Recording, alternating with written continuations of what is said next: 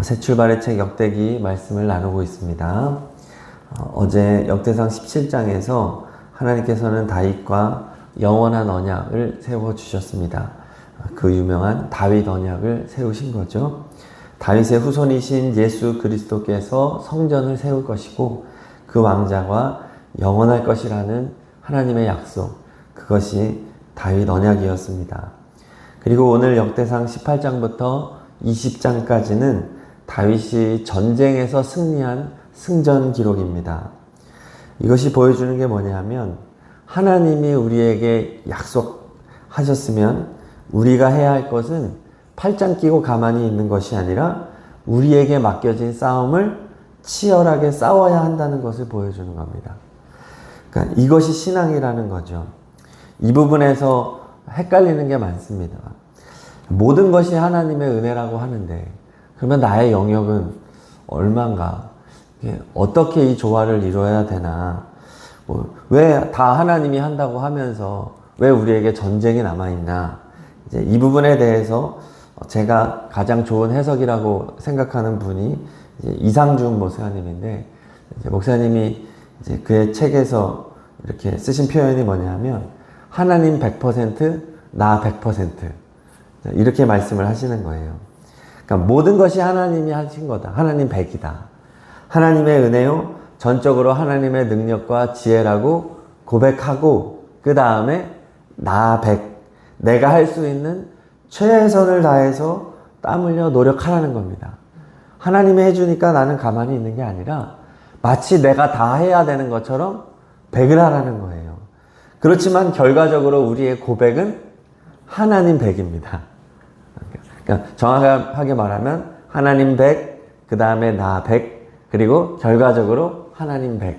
이제 신, 인간, 신 뭐 이렇게 할 수도 있겠죠. 그래서 이게 참 좋은 해석이다 생각이 됩니다. 사실 우리가 100을 한다고 하지만 우리가 100을 할 수 있게 해주는 분도 하나님이신 줄로 믿습니다. 환경이 돼야 100을 할 수 있는 거죠. 은사를 주셔야 되고요. 그렇지 않나요? 지혜도 주셔야 되고 힘도 주셔야 되고 건강도 주셔야 되고 뭐 하나만 틀어줘도 우리는 절대 100을 할 수 없거든요. 그러므로 우리는 100% 하나님의 은혜와 나의 100%의 노력이 만나는 그 지점에서 살아가야 한다. 이것을 성경은 우리에게 말해주는 겁니다. 오늘 말씀에서 전쟁에 임하는 다윗의 자세만 보아도 알 수 있습니다. 18장 1절을 다 같이 읽겠습니다. 그 후에 다윗이 블레셋 사람들을 쳐서 블레셋 사람들의 손에서 가드와 그 동네를 빼앗고, 표현을 보면 다윗이 쳐들어오는 블레셋 군대에 맞선 것이 아니죠. 주도적으로 공격적으로 블레셋 사람을 치는 거예요. 그래서 항복을 받아내는 거예요. 그리고 그 주변에 가드와 그 동네를 빼앗아 내는 거예요. 운동으로 말하면 수비하고 있는 게 아니라 적극적으로 지금 공격을 하는 모습을 보여주는 겁니다. 자, 그리고 이것은 하나님의 약속을 믿고 담대하게 자신에게 맡겨진 싸움을 치러 나가는 다윗의 모습이죠. 100%를 하는 다윗의 모습입니다. 자, 3절 읽겠습니다. 3절. 소바왕 하다데셀이 유브라데 강가에서 자기 세력을 펴고자 하매 다윗이 그를 쳐서 하마까지 이르고, 유브라데 강까지 영토를 확장했다는 말입니다. 그래서 여기 하마까지 이루고 할 때 이 하맛이 최북단을 뜻합니다. 유브라데 강까지의 최북단. 창세기 15장 18절에 보면은 하나님이 아브라함에게 약속하기를 애굽 강에서부터 북쪽 큰 강 유브라데 강까지 너에게 광대한 땅을 주겠다. 하나님이 아브라함 언약을 세우셨어요. 그 아브라함 언약이 다윗의 때 비로소 성취된 겁니다. 다윗이 언약을 붙잡고 전투적으로 공격적으로 최선을 다하여 전쟁을 치렀다. 이것을 보여주는 겁니다. 자, 그리고 결과는 무엇이냐? 하나님 100%입니다. 18장 6절에 보면 6절 마지막에 다윗이 어디로 가든지 여호와께서 이기게 하시니라. 결과적으로는 하나님이 다 하셨다는 거죠. 자, 13절은 다 같이 읽겠습니다. 13절. 다윗이 에돔에 수비대를 두매 에돔 사람이 다 다윗의 종이 되니라. 다윗이 어디로 가든지 여호와께서 이기게 하셨더라. 맞습니다. 하나님이 100% 시작하셨고 그것이 언약이고 인간이 100% 말씀에 응답하여 최선을 다해 전쟁을 치렀을 때 결과적으로 하나님이 100% 하셨다. 지금 이 지점에 다윗이 서 있다는 겁니다. 그렇기 때문에 놀라운 승리가 임하게 된 것이다는 겁니다. 그리고 다윗이 계속해서 연전연승하는 것이 보여주는 것이 있습니다. 바로 예수 그리스도의 최후 승리를 보여주는 겁니다. 우리 주님께서 계속해서 주님의 땅을 확장해 가시는 모습, 이 세상의 역사를 오늘 18장부터 20장까지 나타내 보이는 겁니다. 지금 세상은 치열한 영적 전쟁 중입니다. 하나님의 나라와 세상 나라 간의 싸움입니다. 하나님께 속한 자들과 하나님께 속하지 않은 자들의 싸움입니다. 이 싸움이 계속해서 싸워지고 있는데 이 싸움은 결국 예수님의 나라의 확장으로 지금 이어지고 있다는 거죠. 주님은 계속해서 승리하고 계신 줄로 믿습니다. 재림하시는 그날까지 승리의 역사는 계속될 것이다. 이제 그것을 보여주는 겁니다. 그 다음에 오늘 14절부터 17절까지는 다윗의 나라가 이렇게 계속 확대되어 감에 따라 행정제도를 개편하는 것을 보여줍니다. 이제 지혜롭게 나라를 다스리는 것이죠. 14절이 다윗의 통치를 보여줍니다. 14절을 읽겠습니다. 다윗이 온 이스라엘을 다스려 모든 백성에게 정의와 공의를 행할세.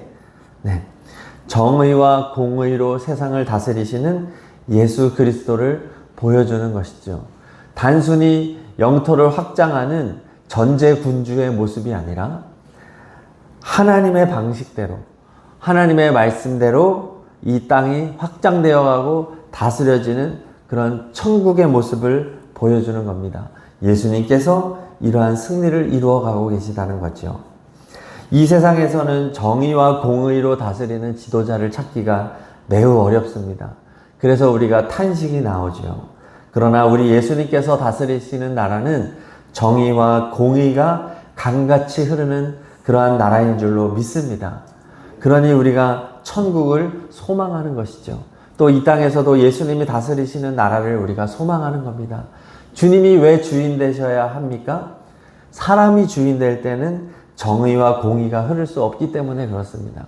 예수님이 주인 되는 가정, 예수님이 주인 되는 교회와 일터에 이러한 정의와 공의가 흘러간다는 것을 보여주는 것이죠.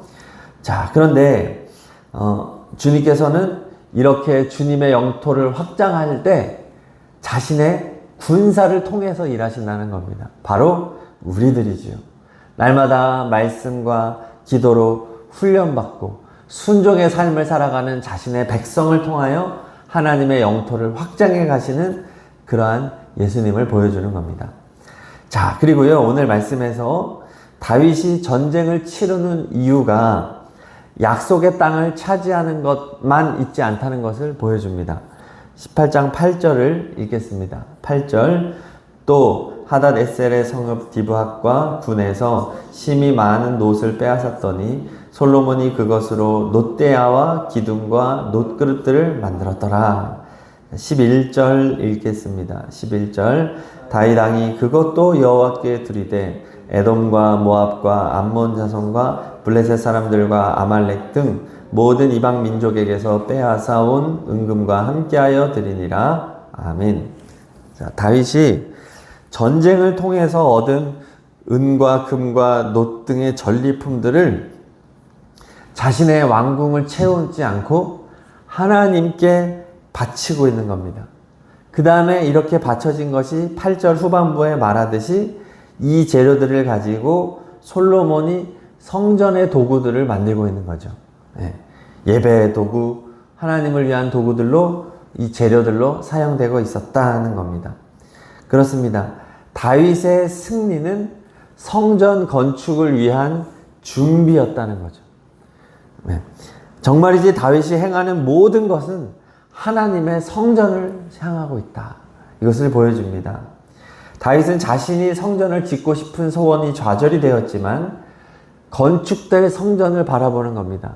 예수 그리스도께서 세우실 그 성전을 바라보면서 지금 자신이 할 수 있는 최선을 다해 목숨 걸고 전쟁을 치르는 것입니다. 그러니까 하나님의 성전이 지어지고 이 성전이 안전하게 보호되기 위하여 이 일대를 안전하게 영토를 확장하고 주변의 이방 민족들을 이스라엘 나라의 속국으로 만들어야만이 하나님의 성전이 성전으로서의 역할을 계속해서 감당할 수 있기 때문에 다윗은 그 건축될 성전만 바라보는 거죠. 네. 뭐 전리품도 관심이 없어요. 이 전리품은 성전을 위해 써야져야 된다. 다윗이 얼마나 성전을 사랑하고 있는지를 보여주고 있는 겁니다. 우리도 마찬가지입니다. 우리가 이 땅에서 살아가고 하루하루 치열하게 살아가는 이유가 무엇일까요? 많은 세상의 사람들은 내 집 장만을 위해서 살아가고, 그래도 자녀들 교육시키고, 자녀들 미래에 그래도 조금이라도 무언가를 남겨놓기 위해서, 또 나름대로의 성과를 위해서 우리가 그렇게 많이들 노력하죠. 그 자체가 나쁜 것은 아닙니다. 그것도 귀한 일입니다. 그러나 오늘 성경 말씀은 우리에게 어떠한 목표를 가지라고 말해주냐 하면, 하나님 예수 그리스도께서 이 땅에 세워가실 거룩한 성전을 바라보면서 오늘 우리의 삶에 주어진 삶을 치열하게 싸워내라, 이것을 보여주는 것입니다. 예수님께서 세우실 성전은 건물이 아니라 사람이잖아요. 우리 주님께서 우리 교회를 통해서, 또 우리 성도님들의 가정을 통해서, 성도님들의 자녀들을 통해서, 성도님들의 일터를 통해서 주님의 몸된 교회를 견고하게 세워가실 것을 바라보라는 것입니다. 그래서 주님 안에서 우리가 하나로 똘똘 뭉쳐서 주님의 이름을 위한 거룩한 군사가 되어 힘 흘려 땀 흘려 수고함으로써 주님의 교회가 세워져 가는 모습을 상상하라는 것이죠. 그래서 오늘 우리가 불렀던 찬양처럼 허락하신 새 땅에 들어가려면 이런 찬양을 우리는 많이 불러야 되겠습니다. 또 주와 같이 길 가는 거 즐거운 길 아닌가? 그 길은 전쟁터로 나가는 길이죠. 우리의 삶 속에 주어진 삶을 치열하게 싸워 나가는 겁니다. 하루하루 믿음을 가지고 싸워 나가라. 그 세워질 성전을 소망해라. 그 말씀을 주는 겁니다. 자, 역대기서는 포로귀한 공동체에게 주는 말이잖아요. 다윗을 봐라. 본인이 성전을 짓지 못한다고 했음에도 불구하고 목숨을 걸고 거룩한 전쟁을 치러가고 있지 않았느냐. 아무리 주변에서 방해를 하고 현실에 어려움이 있다 할지라도 성전을 재건하자. 예루살렘에 무너진 성벽을 재건하자. 우리 멈추지 말자. 힘들지. 그래, 힘들지. 그렇지만 예수님께서 세우실 거룩한 성전을 소망하자. 바로 오늘을 살아가는 우리에게도 동일한 메시지를 주는 겁니다. 하루하루 치열하게 믿음의 싸움을 싸워 나가라는 것입니다. 세월이 지나고 나이도 먹고 또 하다 보면 사람이 지치기도 하고 번아웃이 오기도 하고 때때로 휴식이 필요합니다. 그렇지만 우리가 이 세상 살아가는 동안 우리 생명 다하는 날까지 그때그때 우리에게 주신 사명이 있잖아요. 그리고 죽을 때까지 할 수 있는 제일 좋은 사명이 있는데 바로 기도하는 것인 줄로 믿습니다. 기도는 신체의 기능이 다 마비돼도 할 수 있는 거예요. 네. 여기만 살아있으면. 그래서 이 생명 다하는 날까지 끝까지 우리는 사명자로 달려가는 것입니다. 오늘도 주님 바라보며 힘내시기를 바랍니다. 그리고 오늘 우리 태희 형제 결혼식인데 오늘은 기도하실 때 이 가정이 정말 예수님의 군사되는 가정 되게 해주십시오. 우리 그렇게 기도했으면 좋겠습니다. 그리고 우리 교회에 또 많은 청년들이 있잖아요. 또 우리 성도님들 자녀들이 있잖아요. 우리의 자녀들이 거룩한 주님의 군사가 되게 해주세요. 또 그러한 군사가 되는 가정을 이루게 해주세요. 오늘은 특별히 그런 기도를 좀 더 해주시면 감사하겠습니다. 우리 다 함께 주기도문 하겠습니다. 하늘에 계신 우리 아버지, 아버지의 이름을 거룩하게 하시며 아버지의 나라가 오게 하시며 아버지의 뜻이